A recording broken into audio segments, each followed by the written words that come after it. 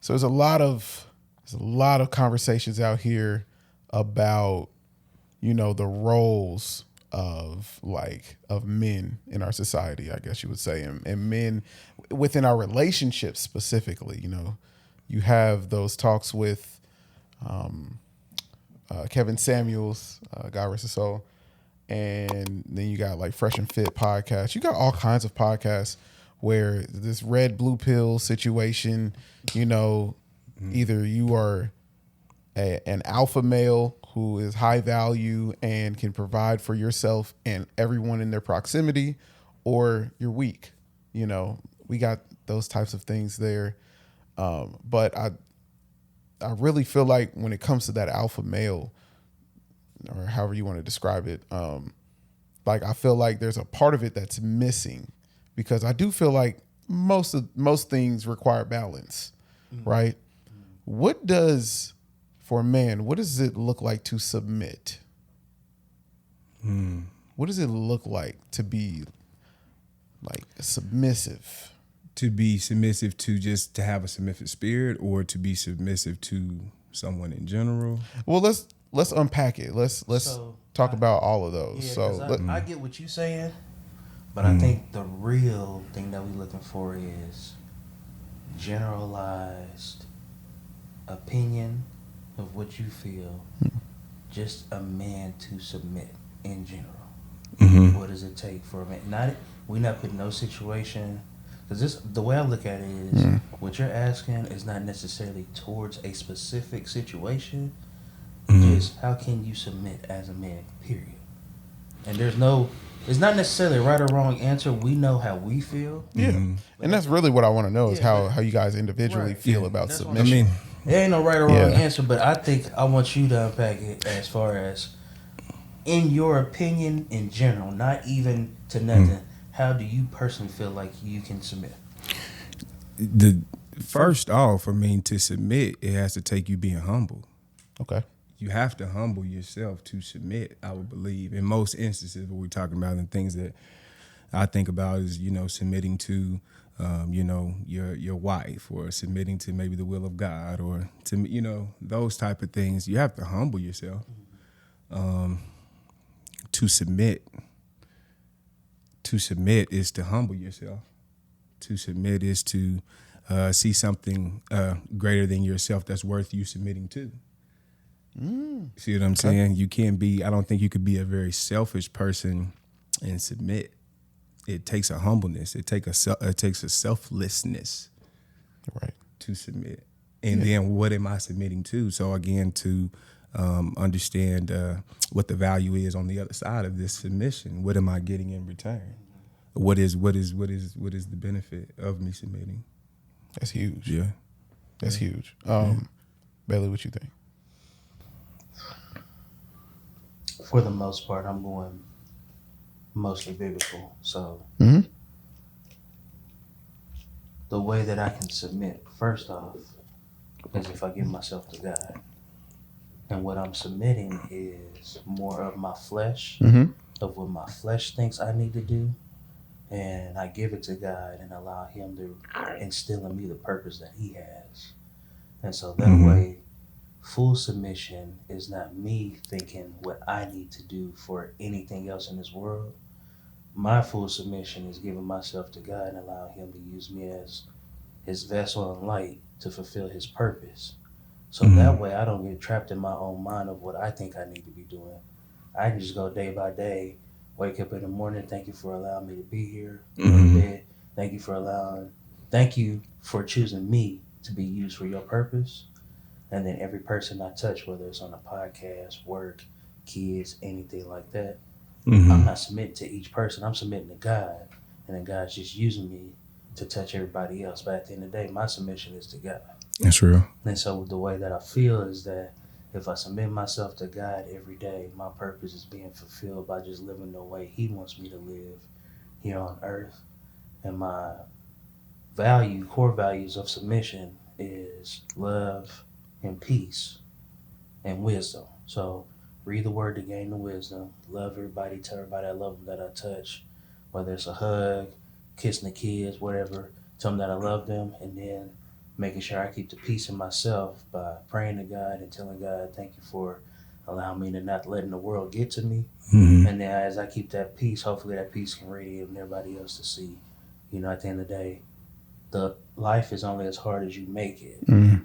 At the end of the day, you have a choice on whether you protect your peace through God or if you allow the world and listen to the outside noise to give you the narrative of what your peace should look like. That's good. That's heavy. That was okay. That's So I heavy. agree with both of you on that, and I've had a long time to really kind of take that in, like think about what submission meant to me, spiritually, mentally, emotionally, physically, financially, what submission means. And to me, it means to take myself out of the situation for the benefit of another, or whether it's a person, it's a job, it's a community, a business.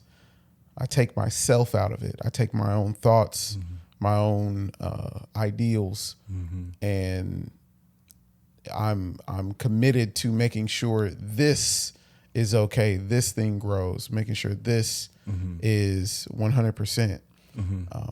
And that's actually in my life, like that's been one of those things that like I learned submission without even realizing it a long time ago. Submission just in general with men just sounds like it sounds weak, because we're In everything in society. yeah. Like just generally with our social, I want to say with our social norms and things that we're a part of right now, it sounds passive. It sounds weak. It sounds soft. You sound beta. You sound whatever, right? But like actually submitting and taking yourself out of certain situations for the benefit of others, that is more alpha than you can even explain and what you could even get from most men. Right. You know what I'm saying? So for the benefit, of other things, I want to know now, how has submission affected you guys' lives? Now we can unpack specifically what have you submitted to? Let's wives or women, anything. The first thing that comes to my mind is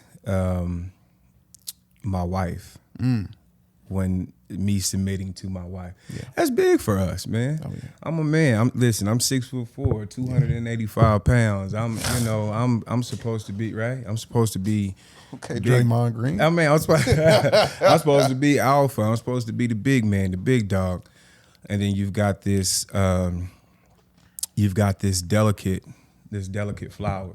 Yeah. You've got this who has so many nutrients and has so many so much nectar to her that I can get if I just submit. So, but I think again, what is on the other side of that? If I submit, then what is it that I get? So then also it brings in the element of trust. There you go. Can I trust you to submit to you? Because if I can't trust you, I'm not going to submit to you. Why would I submit something that I cannot trust? Absolutely. So I have to trust that she wouldn't hurt me. I would have to trust that what you're telling me is for my good. We're on the same team. We're supposed to have on the same jersey. You see what I'm saying? So if I can't, I can't submit to you if I can't trust you. We can't go out here and win this game. Yes. If I can't trust you to be a good teammate. So I submit to my wife because one, I trust her and I see the benefit on the other side. And again, like how you said, taking yourself out of it, that's the selflessness. Yes. To be less of self. There you go. When you submit. That's heavy, Yeah. man. Yeah, man. What I like is, I think it's very beneficial for in a marriage. Once a man gets, like the husband gets out of his way of, because of course, okay, so the husband, headship, we're the priest, provider, the protector, headship, headship, where we make the decision, the final decision that's best for the family, right? So that doesn't mean that we do it without our wives. That's right. That doesn't mean that we do it without, consulting them and talking to them. That's right. We make that decision with them. So we submit Right. to their support, right? Absolutely. You know what I'm saying? To their information, not just their support, but to what they think about things, what their ideas about things. Absolutely. To their expertise. Yes. We submit to their expertise. We submit to their knowledge. We submit to their abilities. You think about, a pilot, right? Yeah. I know we've flown before. Yeah. I was just on a flight not too long ago. There was a pilot as I was walking through the door, and then there was also a co-pilot. But there's only one that's flying the airplane, but the co-pilot also had the abilities, Yes. the know-how, right? The knowledge, like I just said, of the pilot. So if something were to happen, if he was going to a coma-induced or a diabetic shot, the co-pilot can say, "Hey, I got this. Yes. I got this. We're on the same team. You've got the same uniform that I've got on. We're on the same plane. We're going to the same destination." That's fire. So again, the trust. Does the pilot trust the co-pilot? You have to trust the co-pilot. You have to. We in the cockpit together. You have to. You have to. So once that trust happens, and then again, if the co-pilot was ever to take over, again, that's the pilot removing himself, like Troy said, removing himself, being selfless. Yeah. And we still get to where we're going to. Yeah. So based out of trust is where are rooted in trust, to be able to submit to something specifically. Have you had, and not specifically with your wife, and I'm not telling you to put any of that out there, but have you had trouble submitting to certain things that basically required your submission? Oh, absolutely. Bro, you can't submit yourself if you ain't struggling. That's real. That's real. That's real. I've had plenty of problem submit and still do. I'm gonna keep it 100. I ain't got time to play with nobody. You right? I've been through too much. I still struggle with submitting, and then also when I think about submitting, I think about putting 2 feet in. Right? Yeah. When's the last time that you've put 2 feet into something, that you've thrown your whole? ET says when you throw your whole self at something, your whole self. It's not working because you're not throwing your whole self into it. You're not submitting to that thing. So it doesn't have to be our wives. It could be that business plan. Yeah. You're right. It could be a friendship. It could be our wives. It could be God. We're not where we need to be because we're not submitting ourselves, putting our whole 2 feet in. And then again, we peel back that another layer of the onion. That's trust in there. I've been hurt so many times. Can I trust to submit? God is hurt. I feel that God has hurt me so many times, or I feel that God has not heard me so many times, or I've been hurt by this world so many times. Can I trust myself to submit to God? Look at all these girlfriends that I've had before, and they've cheated on me, and they slept around, and they did this, and she didn't do that. So now I have my wife. Can I trust her to submit to her? Right. I worked on the business plan before and it fell through, or I tried to sit down and try to do a little bit of writing and got a little bit of writer's block, or what? Can I trust? Can I trust the vision to be able? You see what I'm saying? To submit to it. Yes. And then understanding what the benefit on the other side is once we submit.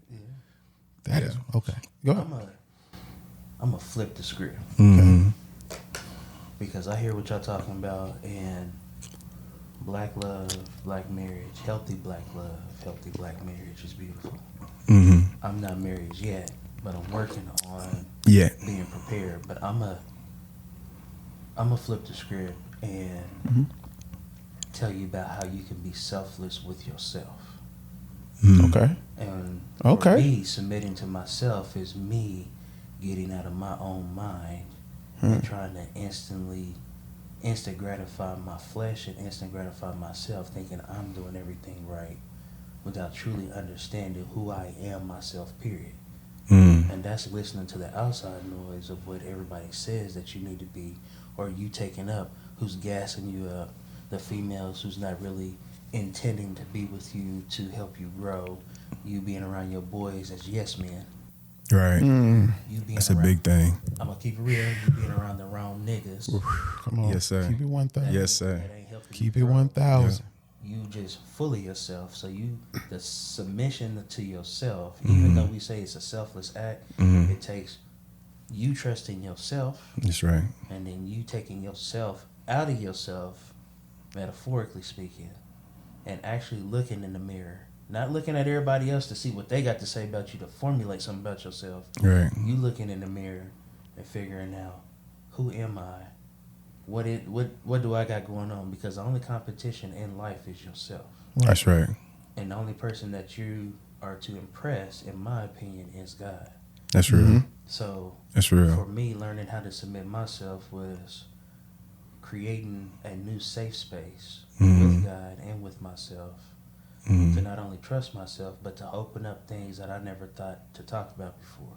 That's real. So with me losing my dad, I didn't realize I had all these traumas and all these issues that I had, that even though I said I loved you, Yeah. the love that was being shown may have been toxic at times. What I seen in the marriage through my mom and dad may not have been what the right marriage should have been. Now, was me and my sister taken care of? Yeah, in individual ways, and that's a whole different story. But for myself, I was always hard on myself, and nobody could tell me anything about myself because I was already hard on myself. But the problem was when I needed the guidance or when I needed to ask for help, I didn't know how to because I always leaned on myself thinking that I knew everything instead of taking advantage of the people who were like, hey, I'm trying to help you. That's right. But the help that I want to get is from the people who telling me yes all the time or the women who's gassing me up. And so that's what I learned this last year is to open up to be more communicative as far as communicating. Right. Yes. Took up journaling and Yeah, just yeah. writing my thoughts out. Absolutely. And realized how intelligent I was, but I also realized how ignorant I was too. That's good. So I like that. And so what I mean by that is I could speak a good game and have all the vocabulary that I have, but while speaking I realized when I talked about myself, I was already talking about myself as if I was perfect. Instead of thinking like, oh, I need help with journaling. I was like, man, I'm journaling. I'm sick of people. I'm sick of this. I'm sick of that. But the whole point for me for journaling was to learn myself. So I'm too busy talking about everybody else. I ain't even talking about the main goal, which is myself. And we often do that, especially like that thought that we're untouchable, we're invincible. You know, like we have some information, we have some wisdom. I know a little bit about everything, but do you ever feel like a lot of times like you just be right? Like, No. I'm right about that. No, it's not even right. It's my way or the highway. So if you don't like what I got to say, I already got the facts. Yeah. I got my factual opinions that's gonna back up everything that you may disagree with. Right.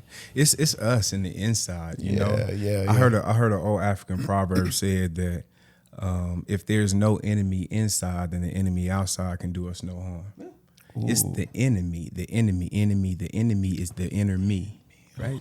That's what they said. It's the inner me. It's the not being able to get yourself out of the way, thinking that you know more. Yeah. Right. I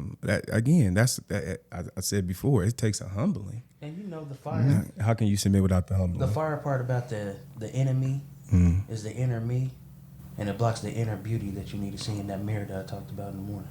Show no. Show no. Because you start beating yourself up. You start looking at yourself for all the flaws and those, and even if there are only a couple of flaws or a couple of shortcomings, those are amplified, and it's like we allow them to block all of the good things about us. Like we are blinded by how great we are, how smart we are, how efficient we can be, how friendly we are, how giving we can be, how loving we are to certain people, or how our smile can brighten people's days. And then we look in the mirror, and that I love that you said the enemy, inner me, the whole, like that whole correlation. that could hold us back, and I mean that can hold a generation back. I think we're actually witnessing that. And We have a generation that sees flaws and is addicted to drama and is addicted to the things that makes one look terrible. Right. You know, without acknowledging all that. Like, think about it. Like the way the industry and everything works right now, they're monetizing off of people's trauma, Right. people's And to go back. shortcomings. And to go back on that, that's still the enemy of you being yourself. Yeah. It's because they is really your mind. That's it. That's where they live. That's Where they live. Rent free, too. Right, rent free. Anybody that say they hating on me and can't have a specific person in a name is their mind. That's it. And so that's the enemy. The enemy. Which is your inner me. That's it. But what I was going to say is, if you look at your inner beauty of what you have, this is more on the biblical side. Mm-hmm. Look at yourself in the mirror, and if you could look at yourself today, one, you made it this far for a reason. So you got to have grace on yourself. So Be humble to yourself and be like, I made it this far. Right. So give yourself a pat on the back, clap your hands for yourself. Mm-hmm. Do that. The second thing is you're not perfect. But the thing is that you're still beautiful to somebody, and there's still somebody out there that loves you. Mm-hmm. So there ain't no need for you to beat yourself up about where you're at in your life right now. Mm-hmm. Just appreciate life, take it one day at a time, Mm-hmm. and trust the process. Yeah. And that's good. Now, when you trust the process, you're creating a safe space with yourself. Yeah. That then creates the boundaries that you can have for other people. Oh, for Right. sure. So learning how to say no and learning how to make sure you have different people away from you that's not benefiting you, you got to start with yourself first. Right. Because otherwise you're going to have, I can't remember, I think Tim Ross said it. You depending on other people is like going to an ATM that always has insufficient funds. Wow. Wow. So you can't depend on everybody else to provide what you need if you don't know what you need yourself. That's real.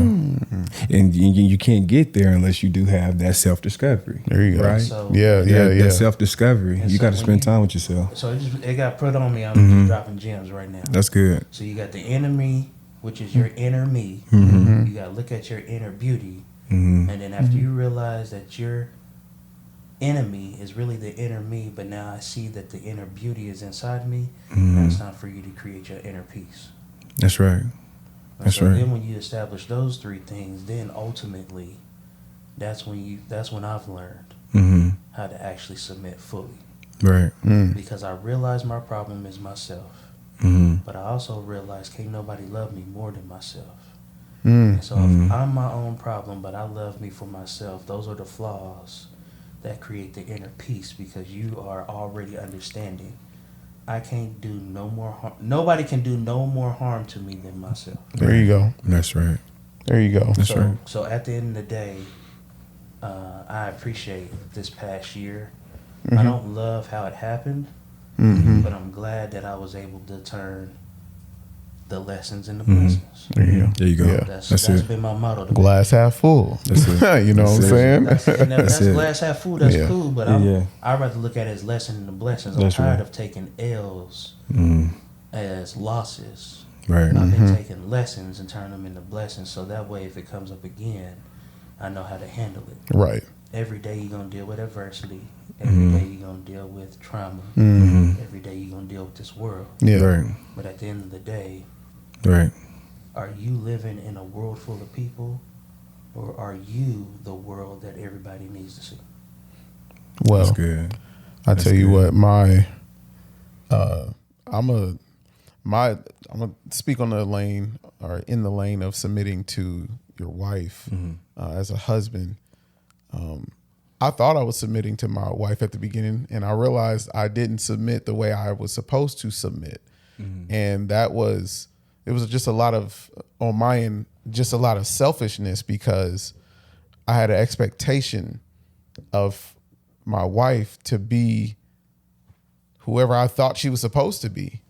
Even like throughout dating, like and I didn't even press it like that while we were dating, but like I just had this idea of what my wife was supposed to be, and I was doing everything to make her that way. You know what I'm saying? Trying to get her and persuade her to be like this. Right. And that caused a big rift. And I didn't realize even then how I spoke to her. You know, she had to explain to me, like, you're not my daddy, dude. Like, I'm like, I'm not trying to be your daddy. I'm not. I'm not. You know what I'm saying? I'm not your daddy. Oh, okay. Boy, both of y'all sick. Y'all both sick, man. Oh, wow. Yeah, absolutely. Yeah. So it just, that right there took us, you know, like having to go through these bumps in the road and these obstacles and these walls and these lessons for me to really realize, to actually understand, like, dude, like, this isn't about you. You know what I'm saying? And that's where the submission came into realization for me. This isn't about me. It's good. Like, she's not going to be who you want her to be, Troy. She's going to be better than that. That's real. Just submit. That's good. And that true submission came right there when I let go of all my ideals. Mike Todd said, "Rip up your list."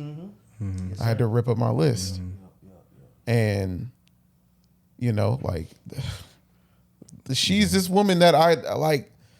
Man, I can't even explain who she is. And I've been saying this for about 2 years now. Like, man, I don't know who she is. Yeah. I don't know who this woman is, but I'm glad that she's here. I'm glad that she married me. Right. You know what I'm saying? And grace and trust and loyalty and I mean, just love. Yeah. So So the submission, the for me, submitting to my wife was probably the best, like that true submission. Once I understood, submitting to her has been the best thing that has happened for my marriage. Because, and when I say submitting, let me elaborate what I mean by submitting. I mean, when I go grab me some food, I think about her. Not that I didn't think about her before, but I think about her. How about this? Not even waiting until she says something for me to do something. So that it gets done. It be them little things though. Yeah. We don't understand. It's it's those little things that they pay attention to, that they fall in love with. Because it's like, yo, you thought about me before I thought about you thinking about me. Right. You know what I'm saying? Right. So you do love me. Right. You know, taking care of things, handling the business so that she ain't got to lift a finger. You know, involving them. That's submitting. Involving them in decisions. That's part of submission. You know, I still handle business like I'm supposed to. I still pay the bills like I'm supposed to. But, you know, my submission was really letting go of old me and all the trauma that I had with other women and me continuing to build this list based off of what I didn't want from these other women or what I went through with these other women when I was younger. So, and I tell people, and I know you wanted to chop in, and I tell people, you know, especially in a marriage, you've got two people, that have gone through different experiences, different outlooks on life, had different upbringings, different opinions, different beliefs, different morals, different values, all that. And then the Bible says that we're supposed to take those two individuals, and those two individuals are supposed to become one. My God, wait a minute.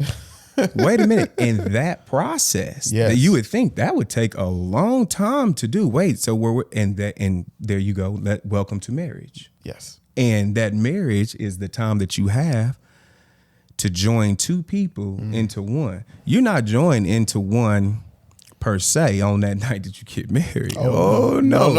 It look good on paper. Yeah, on paper, sure. The wedding is not the marriage. Oh no. Let's make that clear right now. The marriage. The wedding is a celebration, but it's not the marriage. Definitely. So you have to learn, you have to learn how to, and it's funny because I trusted you enough to marry you. Yes. But then when you get into the marriage, do I trust you enough to submit to you? There you go. That's the key. And then we've highlighted these elements of trust and to humble yourself and to see what's on the other side and to know that they wouldn't do anything to hurt you and they're on the same team as you, and to listening styles and speaking styles, love languages. Oh my goodness.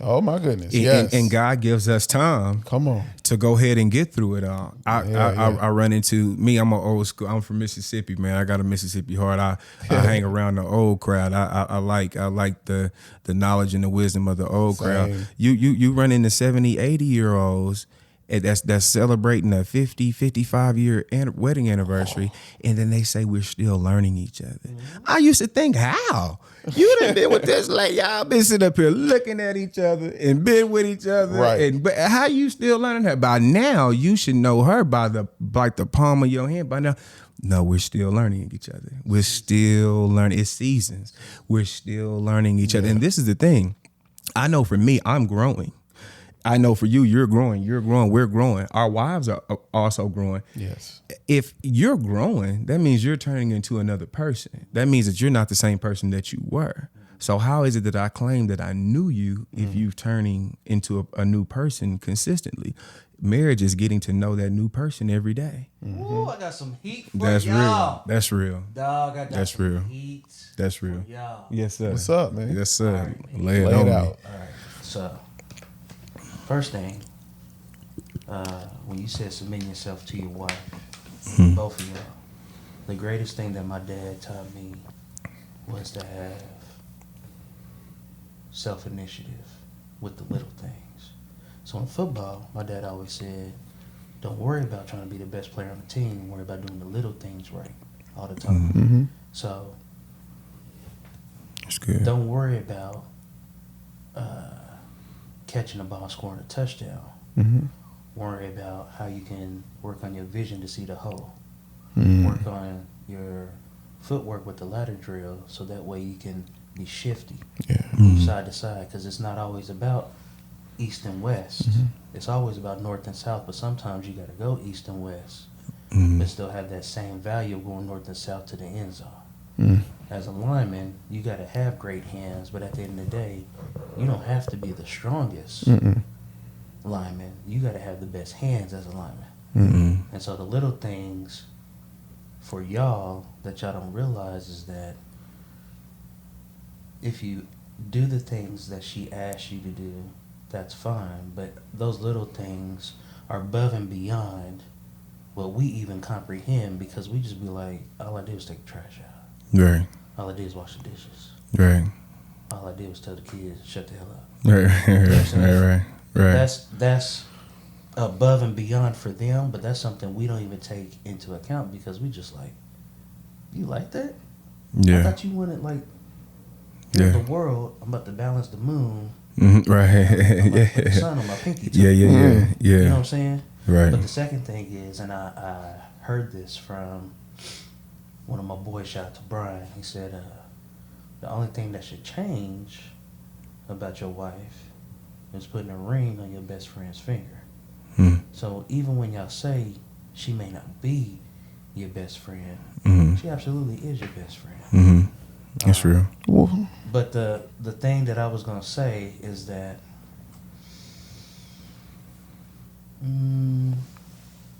there's so much to unpack, dog, because y'all was on it. Yeah. A lot of times, what we don't realize as men is that we overcomplicate ourselves to these women. When you continue to learn a woman, the one thing that us as men we fail to realize is that even though you say you still learning your woman, the little thing that y'all both fail to realize is that y'all helping her grow also. And so when you building her, one of the little things that we don't know that we're doing is when we allow her to talk, allow her to vent, but we come back and tell her, hey, you're not tripping, but you can do this better. Hey, at the end of the day, we're going to read the word and we're going to study. And at the end of the day, we're going to get through this. Hey, I know you don't know how to pray right now, but I'm going to be the one to teach you how to pray. So get comfortable with me so that way you can get comfortable with yourself later on. Help yourself how to pray. Those are the other little things that y'all do that y'all don't even realize make them love you even more. Right. So when we always say, I need a woman that's going to be down for me and everything, no, you need a woman that's going to help you build and you help her build. But the thing is, and again, Tim Ross got the heat. Mm-hmm. He said, you are the provider. They are the receiver.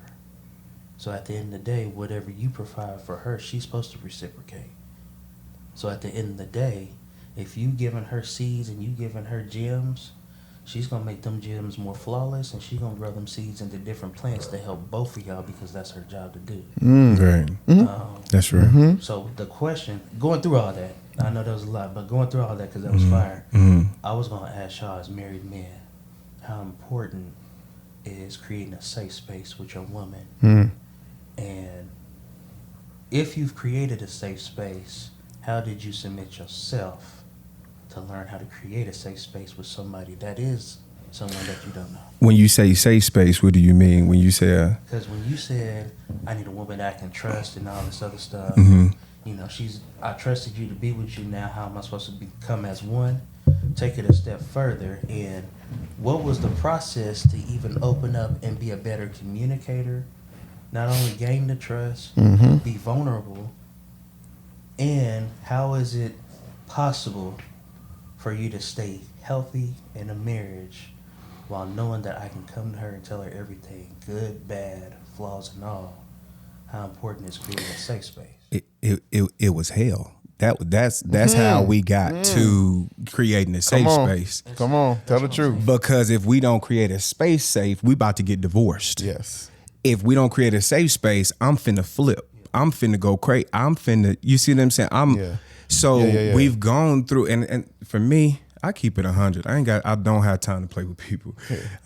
People try to make it say, "Oh, I got the most blissful marriage in the world." Okay. Well, hopefully I'll get there one day. Now, however, I will say, my wife she's dynamic. My wife, business owner. She's so articulate. She has a humble spirit.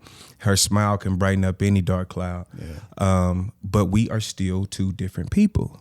Absolutely. We're still two different people. Yeah. So how do we get, he said, to a safe space? So to a safe space is through trial and error. It's through the arguments, and arguments don't necessarily have to be loud and boisterous and things of that nature. But we are obviously in an argument. You have a different point of view, and I see that you get mad because you don't like my point of view, or you know what I mean. Or we've gone through this before. So when we come to the point to where we're at it again, okay, we know how this is going to end. Yeah. We know what the ending of this movie is. What do we need to do differently? We cannot continue to do this again. So communicate. Right. We can't continue to do this, Talicia, Siobhan. We cannot continue to do this, Pinky. Yeah. We can't keep on having this conversation. Why are we keep on having this conversation? And then through that, we'll eventually say, well, you'll come out and say that they'll come out and say something that they never really articulated to you before, just like that. Maybe it was the wind blowing, but maybe it was because it was a 70-degree day that it just hit your eardrum just the right way. She said it 17 times before. Yeah. But just on this day, it just hit. Oh, okay. You telling the truth. And then you start saying, well, why didn't you tell me? She said, I did tell you. I said, well, okay. Well, I'm listening now. Okay. Yes. So how do you get to a safe space? It's through repetition. Yes. It's through repetition. How did Thomas Edison build the light bulb? Through repetition. Yeah. 10,000 times. He could have quit on the 9,786. No, he just kept going until he got into a product that could change the world, or that can change your marriage. It's just through repetition.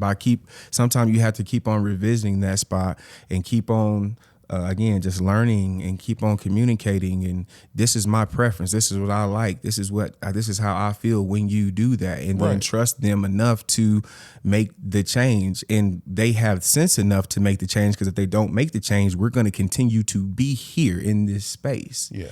And then now we're starting to take away peace. Now we're starting to take away. Now we're getting less and less understanding. No, we're going the opposite way. I want you in my life. I didn't marry you to divorce you. Yeah. Something has to be done. And then you start seeing that maybe the damage that you're creating, you see what I'm saying? Or that you've created, and just want to make that wrong right, you know? And then through that process, that's where we get the trust. Okay, now I can trust you to handle my heart. If I can't trust you to handle my heart, I'm not going to submit to you. There you go. Why would I submit to you if I can't trust you? So once the trust starts to come into play, then I feel that as if we can submit easier, which is right back to submit. So right. Mm-hmm. Yeah, no, it absolutely. What was it like? Like we had to fail. Like we had to fail at certain things, like communication, like trust, or like certain duties that we expected from it. Like we had to fail in order for us to get there, and for there to be a safe space, you gotta have trust. She didn't trust me with her feelings. She didn't trust me with her thoughts or her emotions or the stuff that she went through prior to me. Childhood, college, growing up, didn't matter. And that was something that took time. I definitely piggyback off of what you're saying. That did not come overnight. Right. That didn't come.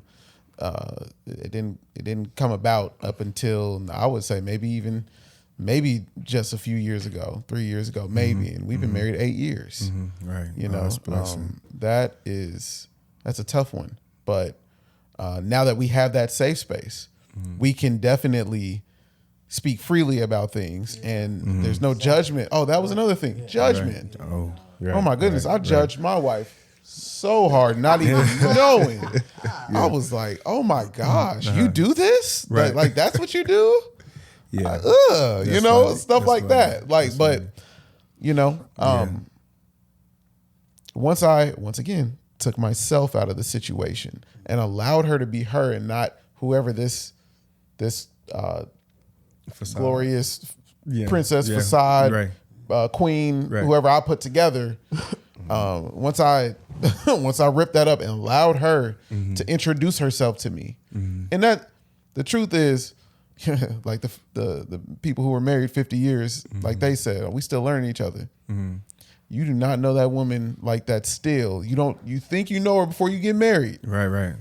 Oh yeah, stuff is going to come out later. They say when you're dating, you're not really dating the person that you will marry. You're dating their representative. There you go. I'm here to represent O'Neal Lyons.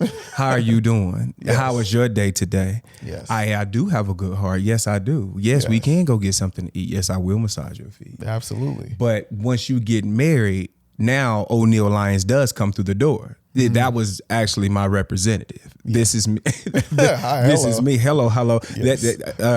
You were dating Pinky Andrews, but before her maiden name. Manuel. Right. There you go. Her representative, and she wanted to represent herself, and then she did represent her well, didn't she? Because you married her. But now you actually have the person that was being represented. Yeah, absolutely. Yeah. Oh yeah, you represented yourself well. Yeah. No, Rep yourself. That is a real thing, man. The representative. I've never heard that, but this is true because we're kind of we're trying to put our best foot forward. We're trying to impress the other. You know what I'm saying? Oh no, we're on a date. I smell good. Sure. You know. I brush my teeth. Not that I don't brush my teeth, but brush my teeth. Dress to the nines. I clip my fingernails. Here's one thing I cook. I clean. I take the trash out. Oh, I wash dishes. Yeah. I got that. Here's what you're both not realizing though. Them are still little things that they love the most. That's real. Absolutely. That's why we're not supposed to stop doing the little things that we did when that's why they say you don't stop dating. Yeah. You don't stop dating each other. Yeah. Now. And make it fun. Oh yeah. Yeah. But before you before you get married, you didn't find yourself coming up against the things that you seem to come up against now in your marriage. Yes. Before, it wasn't who was going to pick up the kids from school, and before it wasn't 7:00 and we need to get dinner started and have these kids taking their baths yet. And when is that bill due again? And I'm late and I'm rushing and I'm this. You didn't see them rush. You didn't see them that they were late. You didn't see that you just knew that the next time that you saw them, you had to have your representative good and ready. Woo.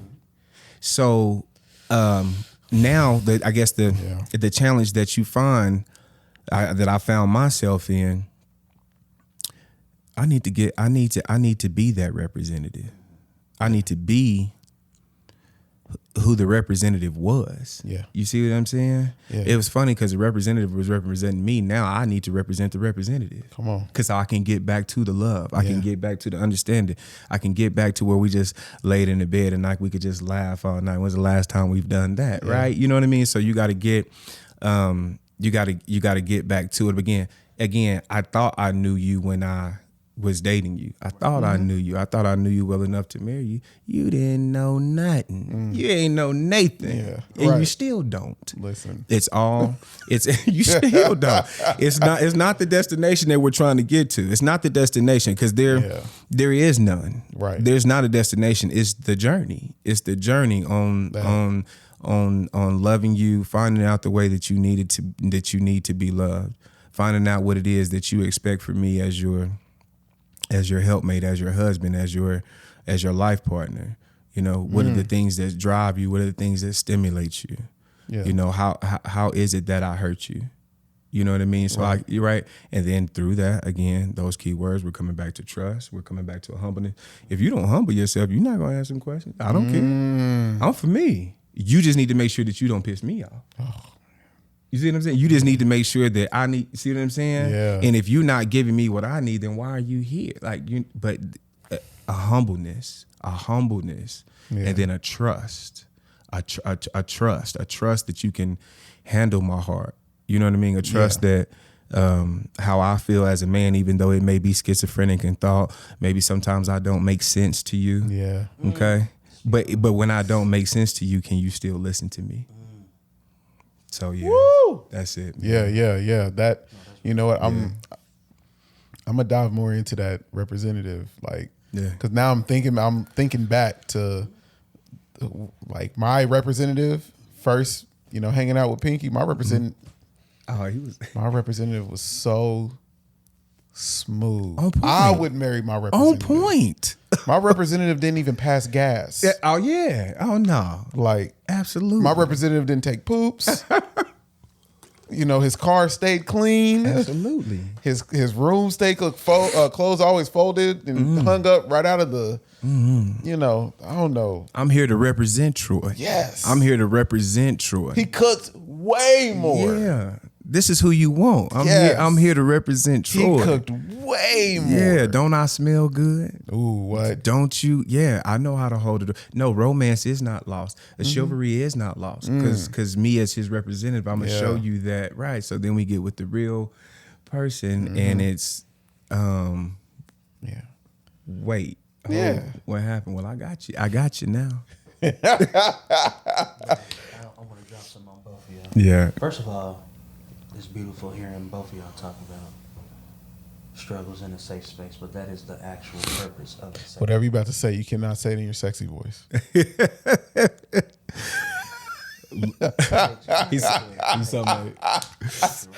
said, I think it's beautiful that both of y'all, you know, the berry. You know exactly what y'all doing, man. It's so wonderful. So listen, that's funny. Yeah. Both of y'all this got placed on my heart hearing both of y'all talk. I had a friend, she knows she is. She said, love is not a word, it's an action. I'm gonna take it a step further. Yeah. I like putting bars on stuff. Yes, sir. Love's not a word, it's a verb. It's a verb. Watch out.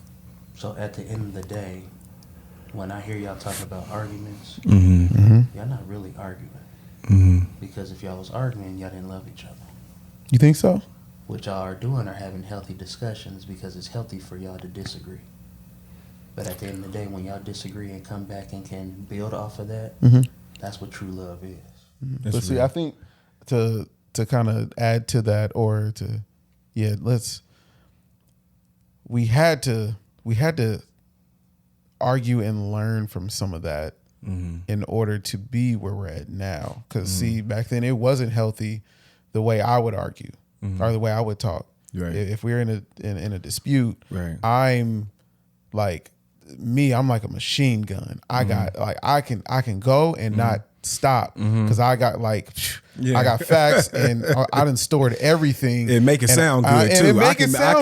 I can come with you. Woo, I can really come at you. Yeah, exactly. And then that's also technically that's manipulation. You know what I'm saying? Because I can sway this whole thing in my favor and make you look like the bad person, right? Because of the way I'm delivering it, right? So that part wasn't healthy. Now we have healthy disagreements, right? Because we don't argue. Like we haven't argued like that in a very long time. That's what I'm saying. Right, right.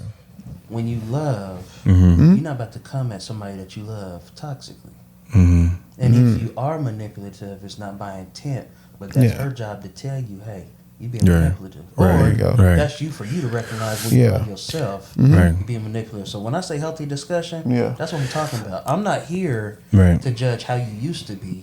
You still got to grow yourself, both as men. Right. And so what I'm saying is it's a healthy discussion because you love yourself and you love her enough to get through the disagreement through love without yelling, without degrading and all this other stuff. Yeah. I get in the beginning what you're saying, but I feel like right now, that's real. When you get married and you truly love somebody, if you could talk to your woman and have a disagreement and you still don't cuss at her, you don't raise your voice at her, and you after the disagreement, listen, you a good man. I tell you what, you a good man. You almost a perfect man if you can do that. I tell you what, we know Bailey. We know Bailey is the calm before the storm. We know he's the calm. We know he's the calm. Yeah, it's not easy. Right. Heck no, it ain't easy. By no means. What I'm saying is, when I asked y'all about that safe space, I wanted y'all to talk about the struggles. Oh how hard it was. Because y'all not at this point to where y'all truly appreciate y'all marriage if you didn't go through that. Right. But one thing I just want to let y'all know is that as much as y'all think y'all arguing, it's not really an argument because you love her. Because at the end of the day, a lot of times when you argue with people, you tell them that you love them at the end of the day. Right. You can argue with somebody and then break it off, and then something bad happens, and be like, "Damn, man, I wish I could have fixed that." Or something like that. But what I'm getting at is, I'm proud of y'all for growing up and in the marriage. Inside the marriage, maturing yourselves to love y'all women even more. But the one thing that I was gonna say is, I hear arguments all the time, and I'm not trying to say arguments are not arguments. What I'm saying is, when you in a marriage and y'all in an argument, just don't forget to tell her that you love her after the argument. And if it goes down to where, you got to do y'all marriage things after the argument, then get it done. But just don't forget to tell your wife. Because I think a lot of times as men also, when we submit, the selfishness comes in after those arguments. It's like, well, I'm cool. You say whatever you want. But being submissive is, you know what? I still think I'm right. But at the end of the day, I ain't trying to hurt you. I know you don't understand right now. We can come to this later.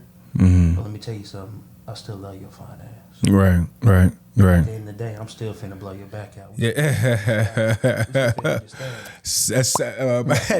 That's sexy teddy bear. Hey, that's what I'm saying, dog. Like, me and my wife, we definitely, sorry to cut you off. Me and my wife, I again, been through too much to play. Right. Me and my wife have definitely been in arguments. Yeah. Most of those arguments, and these weren't what you calling them, no, I felt as if I did love you, but we found ourselves arguing. Yeah. I remember in the beginning, we've been married 6 years. It'll be 7 years. April 24th. It's so funny. I got to tell this. So my birthday is April 22nd.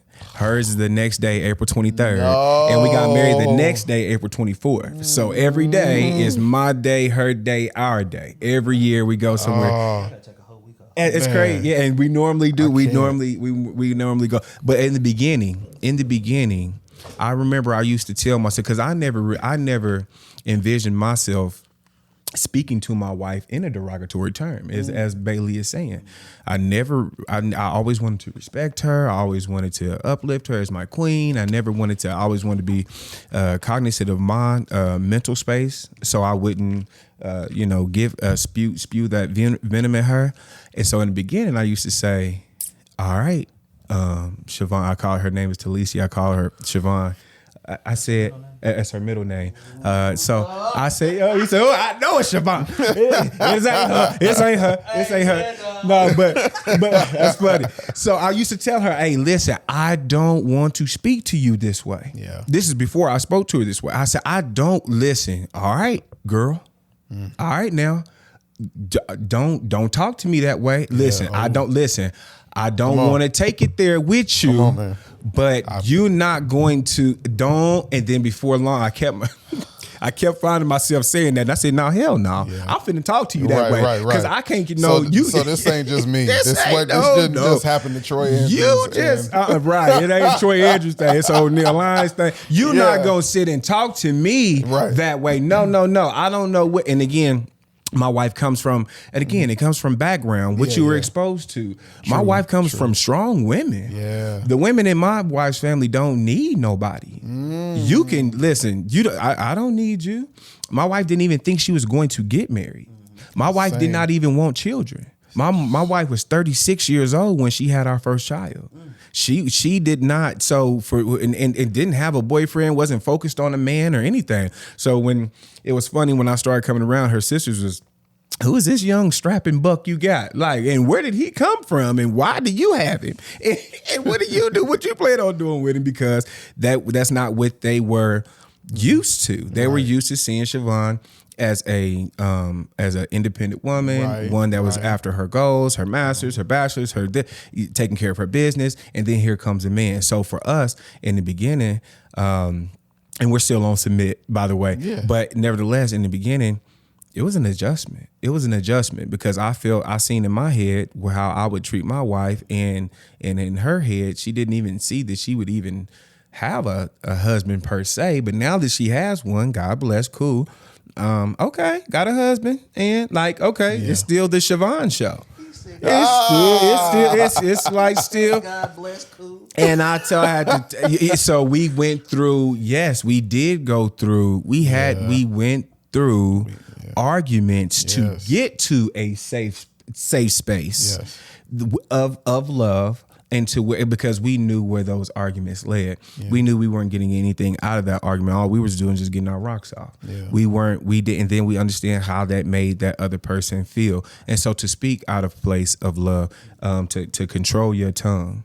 Okay, the life and death is in the power of the tongue, so we definitely got to be careful how we use this thing, especially on a person that we love, and this is supposed to be our life partner, it's supposed to be our teammate. So it was just a learning curve, man. But and me and my wife, we know we had to learn how to have a debate or have an argument or whatever you want to call it. No, that's a real thing. You have to learn how to do that with each other. You have to, I get that. Yeah.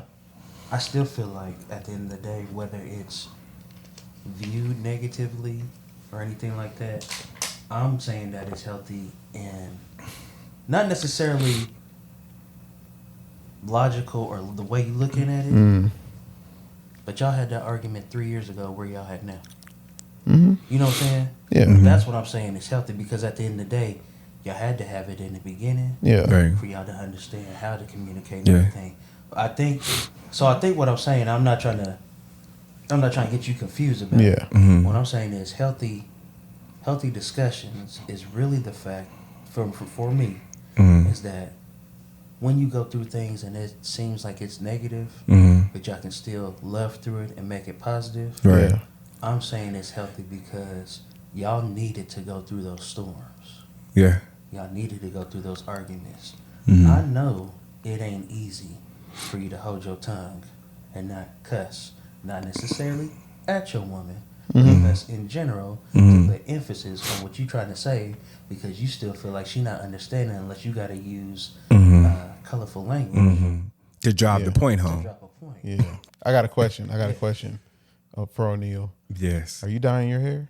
Am I dyeing my hair? Yeah. No, sir. Yeah. I'm You're not dyeing it yet. I'm not dyeing it yet. Okay. Not yet. Not yet. I seen a couple grays come. I got 2 grays on my mustache. Okay. And I got a gray here and I got a gray here. I don't even know if we can do, but I stood in the mirror and I was kind of proud. I said, yeah, I'm starting to mature I'm starting to mature. No, I don't dye. The reason I asked because I started to gray after like the first. I'm not dyeing mine, but I plucked mine out. There you go. And I got to get one strong silver. Yeah. But I started to gray I like welcome crazy. I started to gray. I started to see it after the second year of marriage. After the second year. Okay. And I want to say like it's gone in reverse since the last 3 years. Well, I still get a couple up here and then I got a little line back here, whatever. I felt like it started going in reverse once we started getting. Oh, that's funny. That's funny. Reverse once the damage. we started getting better, once things started control. working out. Yeah, that's good. Yeah, it's that's good. And I used to tell my wife that you not going and I actually welcome the grays. It's kind of funny. I think I welcome them. I welcome them. I will eventually. I told her, you not going. Stress is the number one. I'm telling you, people are dying because of stress. And what's the number one reason for stress is money, right? So that's a whole nother situation. Oh, yeah. But I said, you're not going to kill me. No. You're not going to kill me. No. You're not going to stress me out. Life is short already. Listen, I've been through too much. Yeah. I've seen through too much. I didn't even think I was going to be here. I'm not going to get to this junction and let you, I just bit my tongue. Yeah. I'm not going to get to this junction and let you stress me out. Right. No. Nope. No. No. Yeah. So we definitely have to take this thing by the reins, and we definitely have to get better, and we just have to keep on growing. And I'm very proud. I'm very proud of where me and my my missus, my lady, are at right now. And so. you know what? And I tell you what, man, it is a true blessing being where I am now with my wife, with us being where we are together. That's my partner right there. That's it. And like my partner. Yeah. You know what I'm saying? For sure. And like you said, like you learn, like although we are very similar with a lot of things, her and I are still different people, right? That's we right. still operate on 2 different wavelengths when it comes to the things that we're attached to. Like when it comes to my video production, she gets some of it, but she don't operate. She don't know how my brain moves with this. Just like with her, with cosmetology, with hair, or with financial advising. I'm like, yeah, that's you, babe. I you. Absolutely that's you. But it like that's good. Understanding what the definition of love actually means. I mean, and I'm taking this to my turn to take it to the biblical point. Corinthians. Is it 1 Corinthians or 2 Corinthians 13? We're gonna find it. Yeah. 2 Corinthians 13. 1. That whole thing. And I mean, when you realize all of those things that love does and it doesn't do, it's not boastful. Right. It's not keeping records of no wrongs. Right. Right. You know what I'm saying? Or it's not keeping record of wrongs. Right. And we do that. But once we learn, you gotta submit.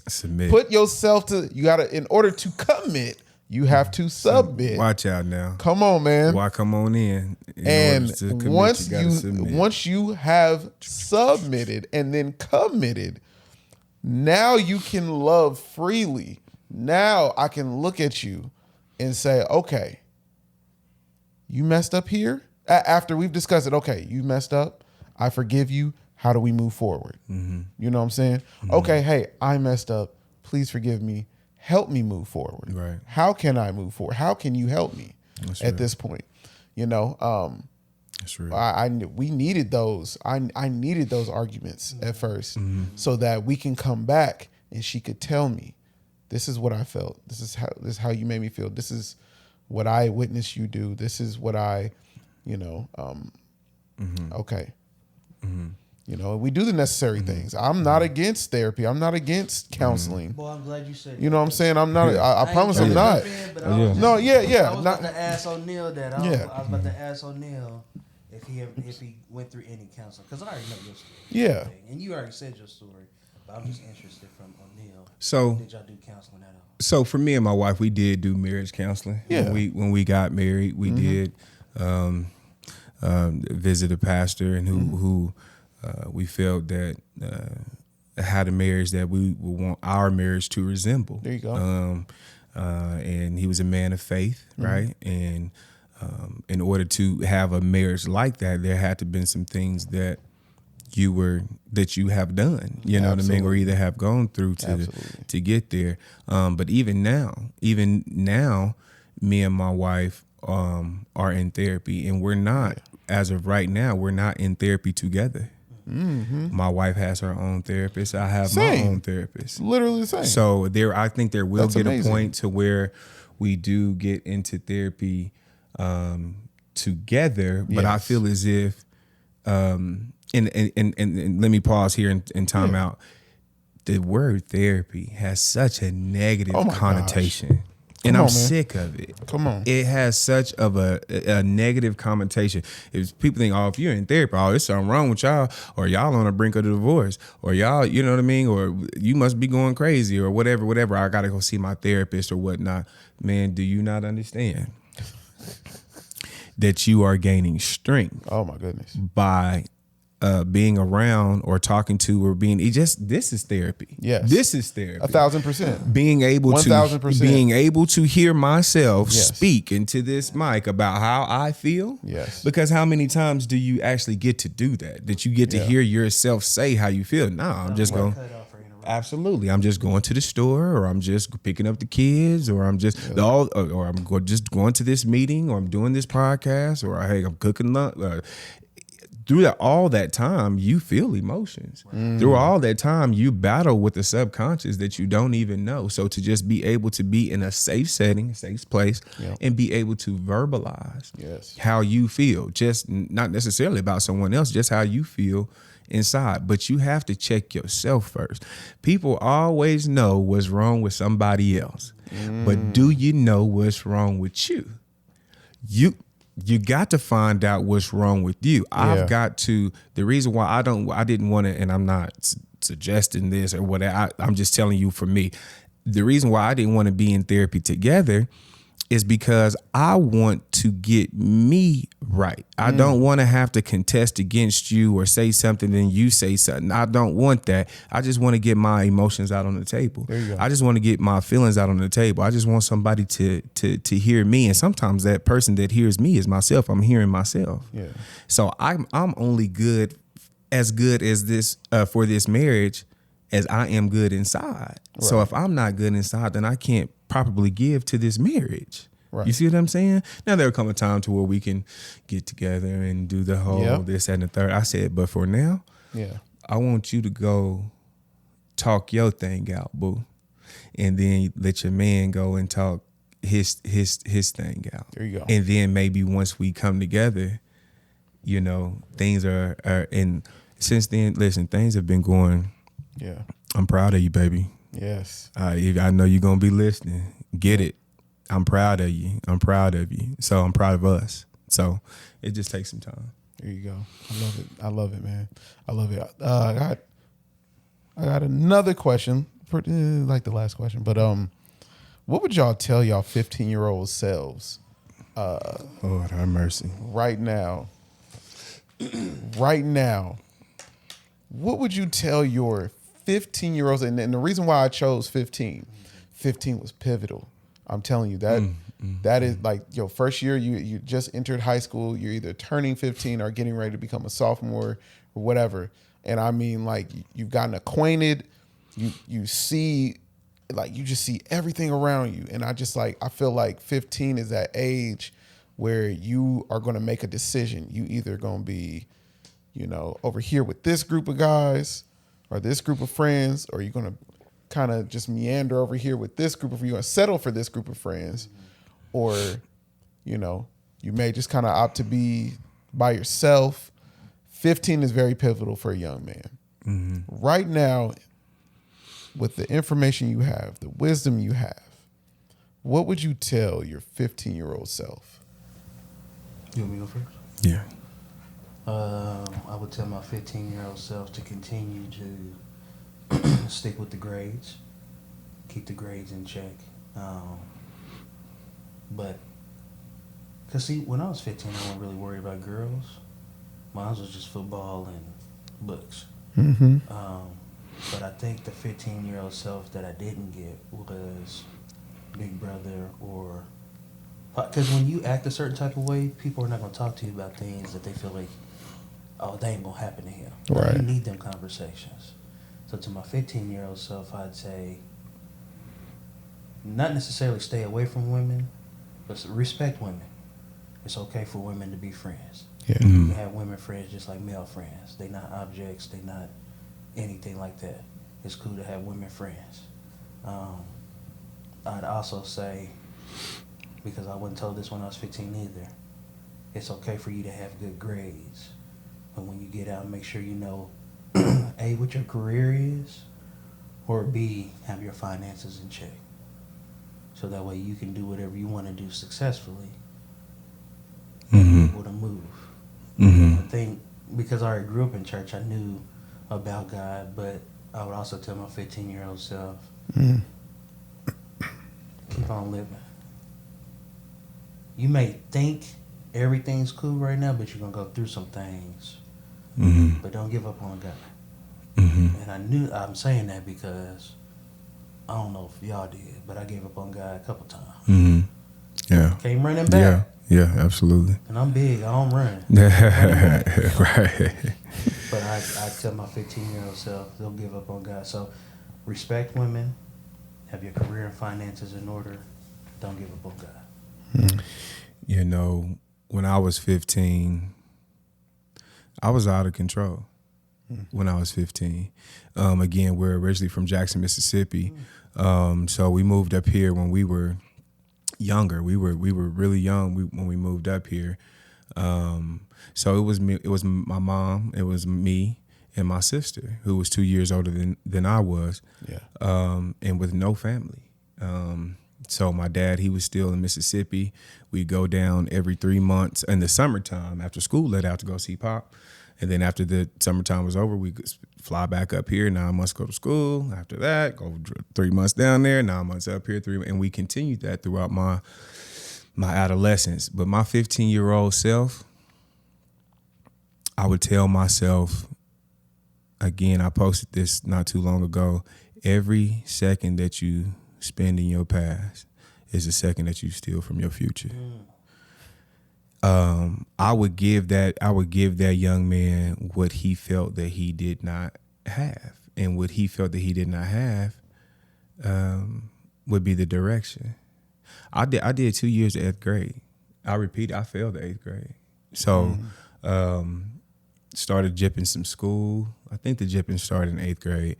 I was jipping some school. Lost my virginity at 15. I made my mom sad when I repeated the 8th grade. So again, imagine you're in the 8th grade.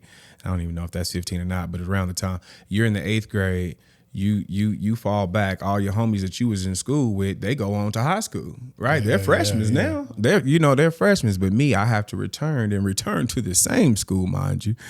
I would have been thinking I would have went to the never school, right. But return to the same school. So by the time I got to high school, my old buddies that were freshmen were now sophomores, and I was a freshman.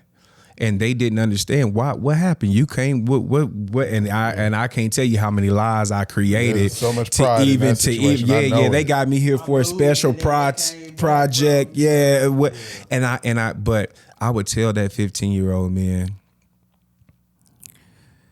you have to find someone that can motivate you past yourself. You have to find guidance. What you think matters right now won't matter. That's not what that life is. You're only an adolescent from 0 to 18. Let's say if you died 85, let's say, okay, from 18 to 85, You are a man. You're an adulthood. Only 0 to 18 here, but from 18 to 85, why would you be detrimental to your future? The person that you will be needs you. TD Jakes said that I didn't know that I was going to be TD Jakes. I didn't know that. I didn't know I was going to be me. I didn't know that I was going to be on this day. I didn't know what God had in store for me. Like Bailey, the thing that my mom did do, we didn't have a lot of money. We didn't have a lot of things, but she kept me in church. That is one thing that she did introduce me to God. And like Bailey, I ran from God a few times, and then still feel myself running from God on some things now. But nevertheless, I would tell that young man that your future needs you. Your future needs you, and you're gonna be something special. You're a star. You're a star. You're a diamond. A diamond has to be pressed. A diamond has to be cut. Yeah. Your lineage needs you. But I didn't have the confidence then. I didn't have the know-how then. I didn't have the instruction then. I didn't have the example. Yeah. I didn't see anybody that was successful. Not where I grew up. Not where I was at. Not what I chose to get myself into. I would have choose my friends more wisely than what I did. Yeah. And then being able to identify who is a friend and who is not. My dad did a good job from afar, 850 miles away. He did what he can do. You know what I mean? But my dad I played sports growing up. My dad never came to a basketball game. He's never watched me play. And then technology is not like how it is now. We can do something on social media, and then you can Facebook it, and okay, I seen my son play. Oh no, yeah. It was just the telephone, right, with the line, with the block collar ID right there. You couldn't see me do anything. He would call us every Sunday. He would call me every Sunday, and he would say the same thing every Sunday. Make sure you keep your nose clean, son. Make sure you get them books, son. How's the weather up there, son? Okay, well, and before he would say it, I already knew what he was going to say. I needed more than that. Yeah. So, man, if I could go, that's a touchy subject for me, man. It really is. But if I could tell my 15-year-old self something, I would say, man, every second that you stay in the past is a second that you steal from your future, man. And your future is bright. So your 36-year-old self needs you. Yeah. Absolutely. Yeah. I would tell my 15-year-old self to leave alone. She is going to tear you up emotionally, mentally. Lord have mercy. You eventually grow up, but yeah. It's going to hurt for some years. Oh my goodness. I'm probably going to bleep her name out. Yeah.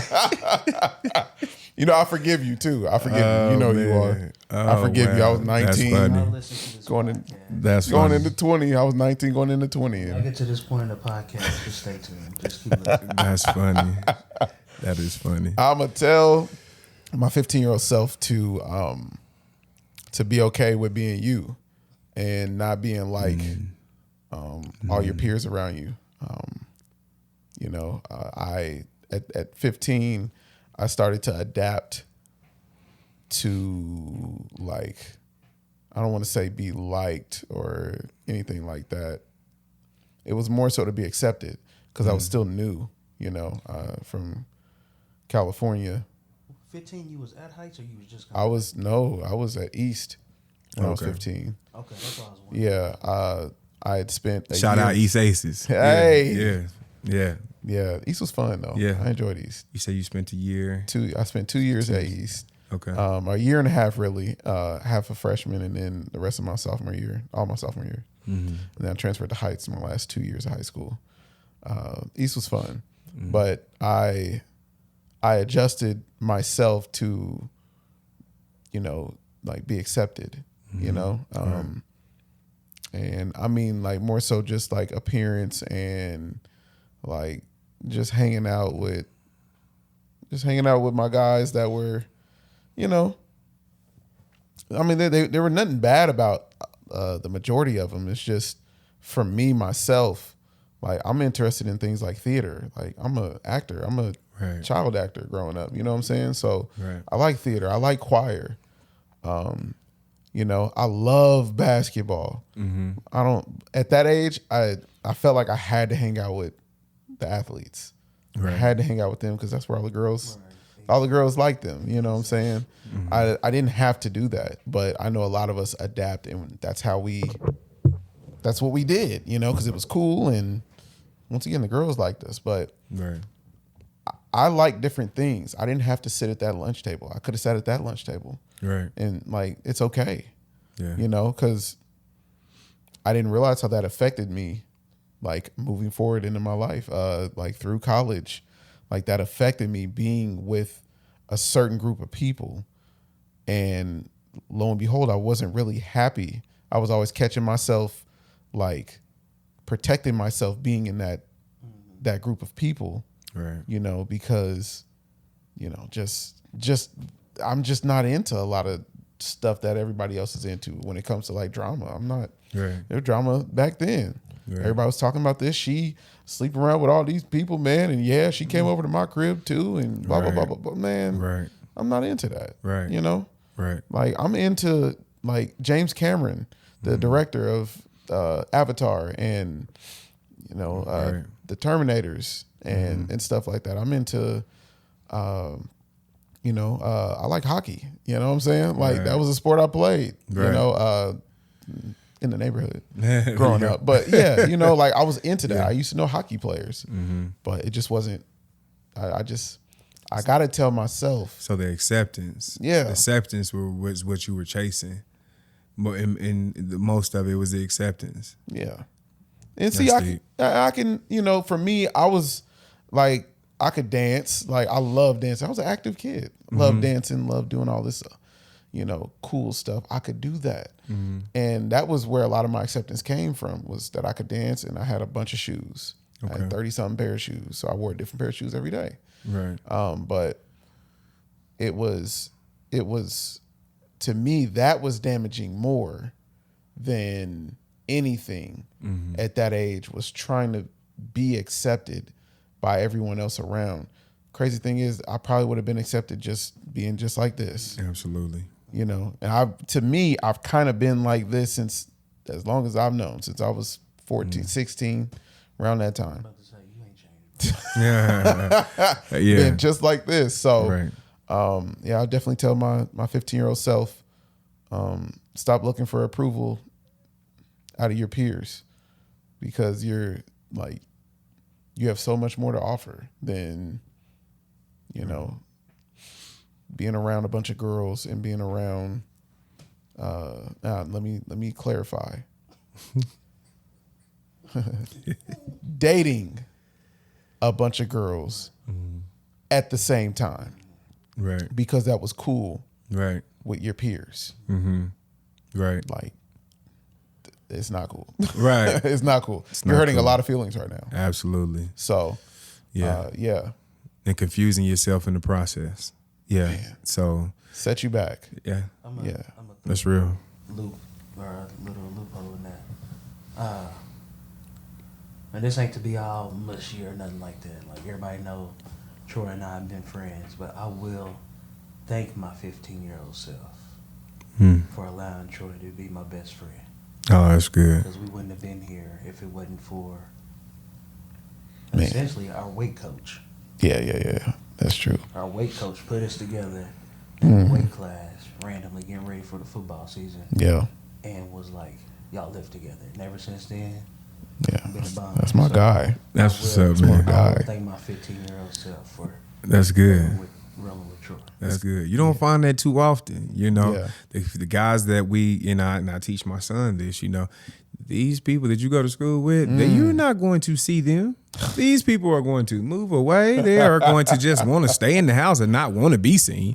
They're going to be, they're going to have families and everything else, and people going to fall to the wayside and get it. It's these people are not going to stay these people. So why would you do something that would be detrimental to your future self? And when this is only temporary, life in general is temporary. But again, from 0 to 18, your adolescence from 18 to 85, why would you do something in the 18 years that would impact the 65 years? Why would you do that? So, absolutely. But like Troy said, y'all almost got me about to cry over here. Y'all, the story 15 with the ways. No, but, I done almost cried like 4 times already. Yeah, man. It's the acceptance is what these kids. You know, I do a lot of work in the community with the youth, and the youth is my lane. That's just my lane. But they want to be accepted. They don't want to be made fun of. You know, they don't operate with a very high sense of confidence. You know, and I think confidence is key. Confidence is. You have to have confidence. Troy had to have the confidence to get this podcast going, this studio going. I have to. I'm a empowerment speaker, motivational speaker, and when I go up on stage, I have to be confident, right? It's confident. LeBron James confident when he's dribbling that ball. So you know, sometimes I guess confidence does take a while to obtain, but at the same time, we see kids that are confident as well. We see kids that are walking in their light. They are confident on what they are doing. They don't care what they look strange. They don't care if they look crazy or what. But we need to get more kids to heighten their confidence. And if we can heighten your confidence, that you can know that you are fine the way that you are. There's nothing wrong with you. You feel what I'm saying? Absolutely. It's okay if somebody makes fun of you, that's their issue. If they don't like themselves, then they don't not like you either. It's okay that they don't like you. Most people don't like themselves anyway. It's okay. That's why we're always changing our hair and we always changing our clothes. Does that look right? I'm gonna take that off. You always trying to, you know, so it's okay that they don't like you. It's a lot of things that I wish that I would have known at 15, but God, just through his mercies and through his grace, he you know, he made it okay. You know what I mean? He made it okay. I found my way around. I had to go down some back streets, and I made 4 lefts, and I'm at the same spot again. And but again, it led me to where I'm at now. So I have to appreciate. You know, I have to appreciate where I come from, but I definitely would want to be a staple for that 15-year-old man back in the day, because he needed it, and so many of our youth need it today too. So, but, yeah, absolutely. The biggest confidence, the best. I want to say it. The most confident thing you will ever do in your life is love yourself. That's it. Self-love, man. Self-love.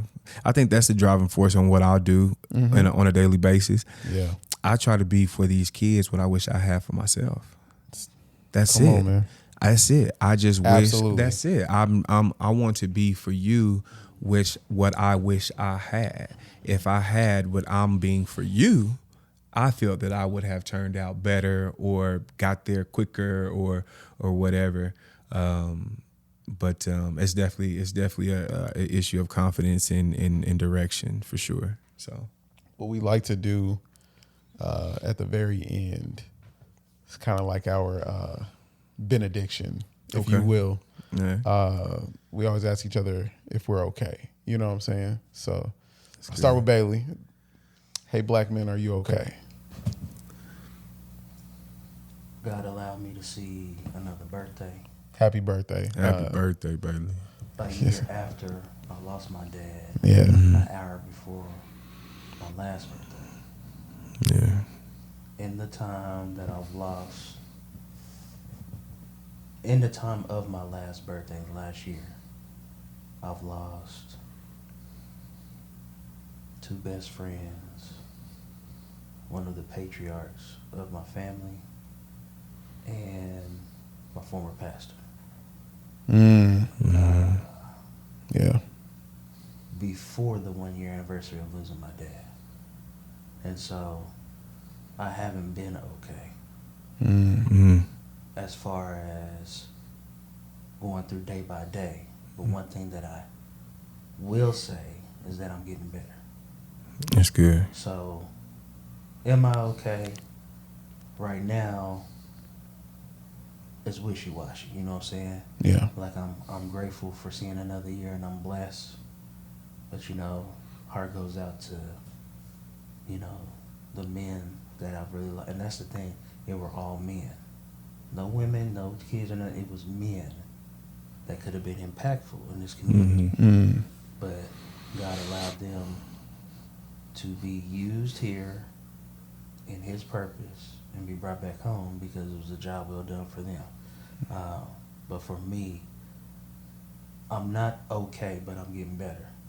That's good. However, one thing you will not see me do is sweat or be down and out or feel like, woe is me. I'm going to take my healing and still continue to be the peace, the love, and gain the wisdom that is expected.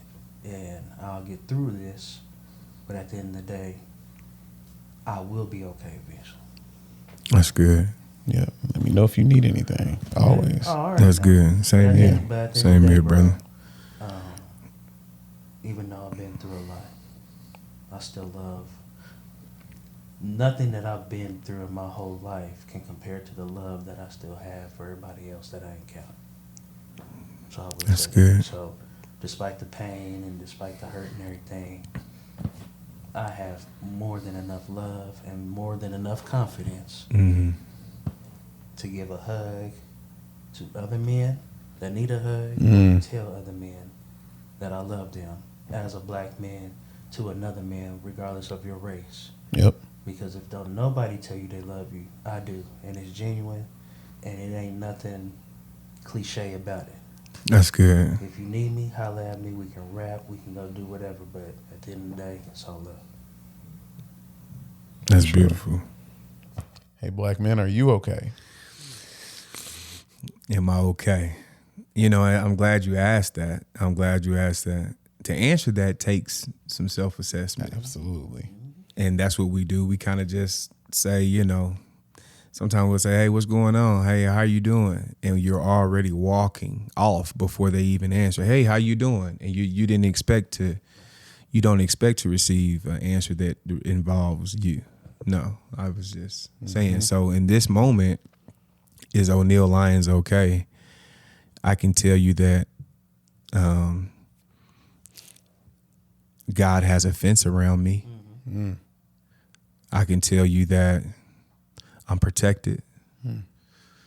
I can tell you that there's still love in my heart. And I can tell you that I'm focused and that I'm on a mission. I've set my boundaries. And all of that together, I am okay. But my objective is not to be okay.